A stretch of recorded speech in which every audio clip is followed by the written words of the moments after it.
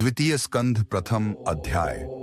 मत्स्यगंधा सत्यवती का जन्म। सूत जी के चरणों में बैठे शौनक और अन्य ऋषि बोले, हे सूत जी, अब हमें बताइए कि व्यास देव का जन्म कैसे हुआ, कौन थी उनकी माता और उन्होंने ऐसा दिव्य ज्ञान कैसे पाया। सूत जी ने कहा, बहुत समय पहले हिमालय के समीप एक नदी के तट पर मत्स्यगंधा नामक एक कन्या रहती थी। वह निषाद राज की पुत्री थी। उसके शरीर से मछली की सी गंध आती थी, पर मन से वह पवित्र और निष्कलंक थी। वह नाव चलाकर यात्रियों को नदी पार कराती थी। एक दिन ऋषि पराशर वहां पहुंचे। उन्होंने उस कन्या से नदी पार करने को कहा। नदी के बीच पहुंचकर ऋषि ने उसके भीतर की पवित्रता देखी और कहा, हे कन्ये, तुम्हारे गर्भ से एक ऐसा पुत्र होगा जो युगों तक धर्म और ज्ञान का प्रचार करेगा। मत्स्यगंधा ने संकोच में कहा, हे मुनिवर, मैं कुंवारी हूं, यह कैसे संभव है। तब पराशर ने अपने योगबल से वातावरण को दिव्य बना दिया। गंध के स्थान पर कस्तूरी सी सुगंध फैल गई। वहां एक बालक उत्पन्न हुआ जो तत्काल युवा बन गया।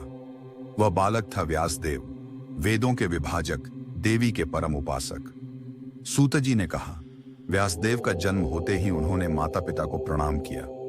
माता ने कहा, बेटा, तू मेरा गर्व है। व्यास ने उत्तर दिया, मां, मैं यहां लंबे समय तक नहीं रहूंगा, क्योंकि मुझे ज्ञान का प्रसार करना है। तब ऋषि पराशर ने कहा, हे पुत्र, तू वेदों का विभाजन करेगा, महाभारत रचेगा और मनुष्यों को धर्म मार्ग दिखाएगा। तू सदा देवी की कृपा में रहेगा। इतना कहकर व्यासदेव हिमालय की ओर चले गए। उन्होंने तप किया और वहीं से देवी भागवत जैसे दिव्य ग्रंथों की रचना का संकल्प लिया। गंगा, महाभिष और वासुओं पर शाप। एक समय की बात है, स्वर्गलोक में राजा महाभिष और देवी गंगा एक सभा में उपस्थित थे। वहां ब्रह्मा जी भी बैठे थे। अचानक गंगा की वायु से वस्त्र उड़ गए और महाभिष का मन उन पर स्थिर हो गया। ब्रह्मा जी ने देखा कि यह मर्यादा का उल्लंघन है। उन्होंने क्रोध में कहा, राजन, तुम्हें पृथ्वी पर जन्म लेना होगा और गंगा भी तेरे साथ वहां अवतरेगी। इस प्रकार गंगा और महाभिष दोनों को पृथ्वी पर आना पड़ा। यही बाद में शांतनु और गंगा के रूप में जन्मे, जिनसे भीष्म का जन्म हुआ। वासुओं का जन्म, गंगा के साथ 8 वासु देवताओं ने भी जन्म लिया। उनका अपराध यह था कि उन्होंने एक दिव्य गौ माता का अपहरण किया था। ऋषि वशिष्ठ ने उन्हें शाप दिया था, तुम सब मनुष्य रूप में जन्म लोगे। गंगा ने वचन दिया, मैं तुम सबको जन्म देकर तुरंत मुक्त कर दूंगी। इसलिए गंगा ने अपने 7 पुत्रों को जन्म लेते ही जल में समर्पित कर दिया। वे तुरंत मुक्त हो गए।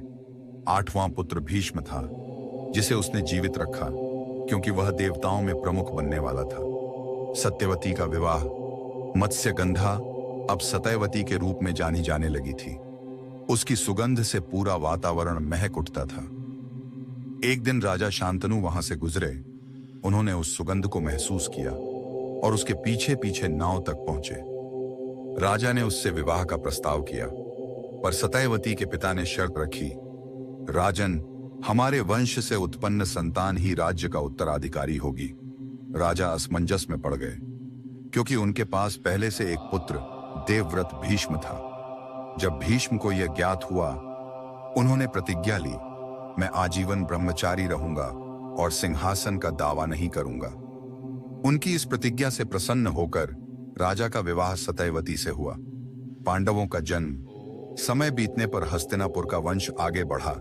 सत्यवती से विचित्र वीर्य और चित्रांगद हुए।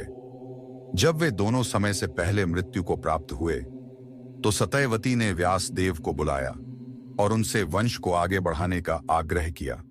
व्यासदेव ने नियोग विधि से 3 रानियों के गर्भ से धृतराष्ट्र, पांडु और विदुर को जन्म दिया।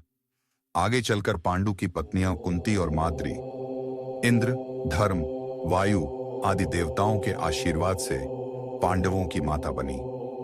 इस प्रकार महाभारत की भूमिका और मानव धर्म की सबसे बड़ी कथा की नींव रखी गई। देवी भागवत के इन 6 अध्यायों में केवल राजवंश की कथा नहीं, बल्कि एक गहरा आध्यात्मिक संकेत है कि हर घटना देवी की इच्छा से होती है। मत्स्यगंधा की सुगंध, गंगा का अवतरण, व्यास का जन्म, भीष्म की प्रतिज्ञा और पांडवों का आना, ये सब दैवी योजना के तंतु हैं जो आगे चलकर धर्म की रक्षा के लिए जुड़ते हैं।